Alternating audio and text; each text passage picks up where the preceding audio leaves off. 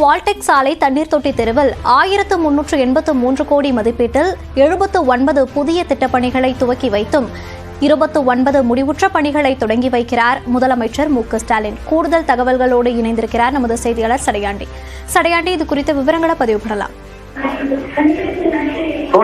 வடசென்னை வளர்ச்சி திட்டத்தின் கீழ் இரண்டாவது கட்டமாக 1383 கோடி ரூபாய் மதிப்பீட்டில் ஏற்கனவே 79 புதிய திட்டப்பணிகளை துவங்கி வைக்கிறார்.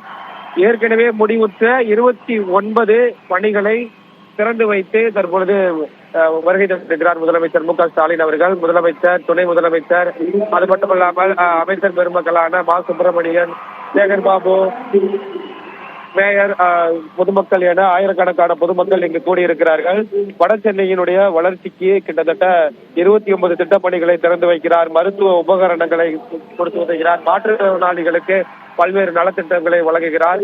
இதற்காக சாலை நெடுகிலுமே கிட்டத்தட்ட ஆயிரக்கணக்கான தொண்டர்கள் முதலமைச்சரை வரவேற்கக்கூடிய காட்சிகளையும் நம்மால் பார்க்க முடிந்தது. அது மட்டுமல்லாமல் இந்த வட சென்னையில் ஏற்பட்டிருக்கக்கூடிய புதிய திட்டங்கள் தொடர்பான புகைப்பட கண்காட்சியும் இங்கு ஏற்பாடு செய்யப்பட்டிருந்தது. அந்த புகைப்பட கண்காட்சியும் பார்த்துவிட்டு தற்பொழுது மேடைக்கு அதனுடைய திட்டப்பணிகளை துவங்கி வைக்கக்கூடிய காட்சிகளை தான் தற்பொழுது நாம் பார்த்துக் கொண்டு இருக்கிறோம்.